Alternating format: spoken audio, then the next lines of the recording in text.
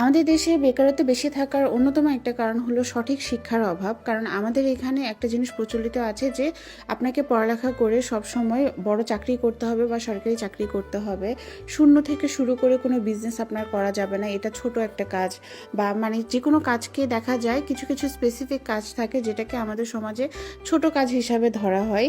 আর এটাকে আমরা মনে করি যে থাক ছোট কাজ, সেটা আমাদের ইগোতে এসে লাগে বা আমাদের স্ট্যান্ডার্ডের সাথে যায় না, তার থেকে বেকার থাকা ভালো। কিন্তু এটা আমাদেরকে বোঝানো হয় না যে বেকারত্বটাই হচ্ছে সবথেকে বড় অসম্মানের। আমরা বেকার না থেকে যদি হালাল পথে সঠিক উপায়ে যদি কোনো একটা কাজ করে 2 টাকা ইনকাম করি না কেন, সেটাই সম্মানের।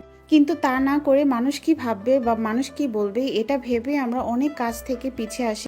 কিন্তু একটাবার এটা ভাবি না যে আপনি যদি বেকার বসে থাকেন তাহলে কিন্তু আপনাকে স্বাবলম্বী করতে কিন্তু ওই মানুষটা আগায় আসতেছে না। তাই নিজেরটা নিজে চিন্তা করুন। বেকারত্বটাই সব থেকে বড় অসম্মানের, এই জিনিসটা বোঝার চেষ্টা করুন। আবার আমাদের আশেপাশে নতুন কোনো ব্যবসা নিয়ে যদি কেউ নতুন কোনো থিম নিয়ে যদি কাজ শুরু করে তাহলে সেটা নিয়ে হাসাহাসি না করে তাকে উৎসাহ দিন। কারণ হতে পারে সেই মানুষটা নিজে সেটা দ্বারা স্বাবলম্বী হচ্ছে, প্লাস আরও 10টা মানুষকে সে চাকরির সুবিধা দিতে পারে।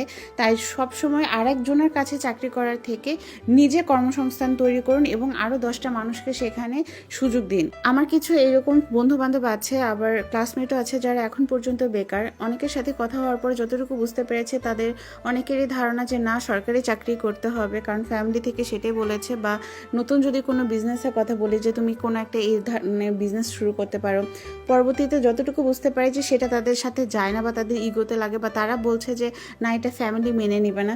ফ্যামিলি মেনে নিবে না সেটা না ভেবে যদি আপনি সঠিকভাবে একটা কাজ করুন, দেখবেন একটা দিন শেষে আপনার ফ্যামিলি আপনাকে সাপোর্ট করছে। আর আপনি যদি বেকার থাকেন তাহলে সেই ফ্যামিলি কিন্তু আপনাকে একটা সময় যে কথা শোনাবে। প্রত্যেকটা মানুষেরই একটা নির্দিষ্ট বয়সে পরে নিজের দায়িত্ব নিজেকে নিতে হয়, পাশাপাশি নিজের উপরে আরও কয়েকজনের দায়িত্ব চলে আসে।